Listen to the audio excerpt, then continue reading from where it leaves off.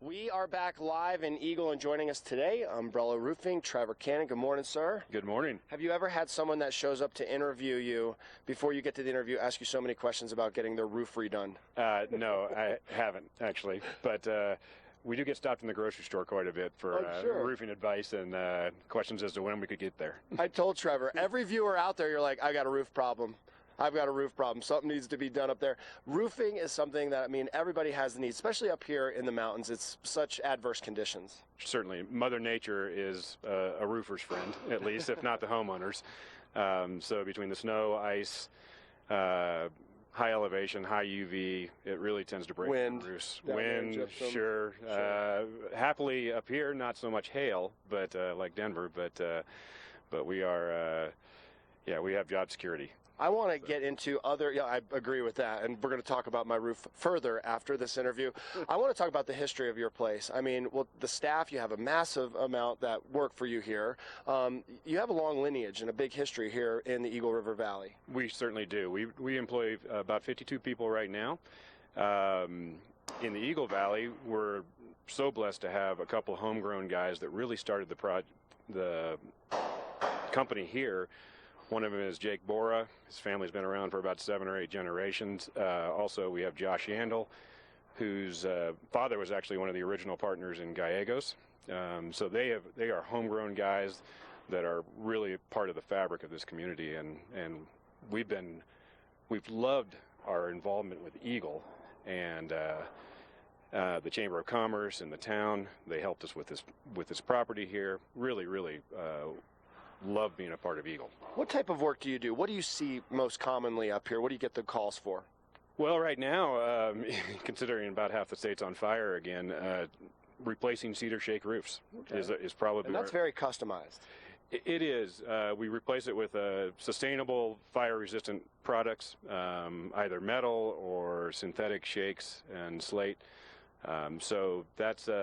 I would say that's the majority of our business these days, is replacing older cedar shake roofs. Sure, and it's not that there's anything wrong with them, just people are being proactive in saving their home. Yeah, some of them are just wearing out, but some of them are, driven by their insurance companies saying they need to be replaced or they're not going to be able to have insurance anymore. Now, what about me down there in Gypsum with my relatively small home with the basic shingles on there? They're blowing all over the place. It's time for me to have something done before it gets worse. How do we go about that? Well, maintenance goes a long ways to extend the life of the roof, but there is a time when it's ready to be replaced. So just give us a call and get on the schedule. It's getting dangerous. You should see me on my ladder up there trying to replace shingles. They don't match. I need you, Trevor. We don't recommend people get on the ladders. Before we wrap it up, I want to talk about your crew because they're comfortable up on the ladders. These guys are athletic. They're cool. I'm going to look over your shoulder. Trust, courage, knowledge, time, family, team, and community. Correct. I read it there. Yep. I met a few of them before we came in. You're looking to add to the staff and also, to complement what you already have here. Certainly. We're always looking for people that exemplify our core values and really understand our purpose. Our purpose is better lives for our family, team, and community. We treat these guys like family. They get paid time off. They get health insurance. They get retirement plans. They get bonuses based on how we're doing as a company. We really think it's a great place to work and very just so excited about the guys we have and always looking for more. It's definitely one of those great places. You're taking care of them because they take care of you and also everyone around the valley. We do have to wrap it up. The 1% that goes back? Yes, sir. So about in 2011, we started a program called 1% Close to Home, where we donate 1% of our total revenue to local charities serving people. Last year we built 105 bikes for a bunch of kids in need. Bought and built 105 bikes.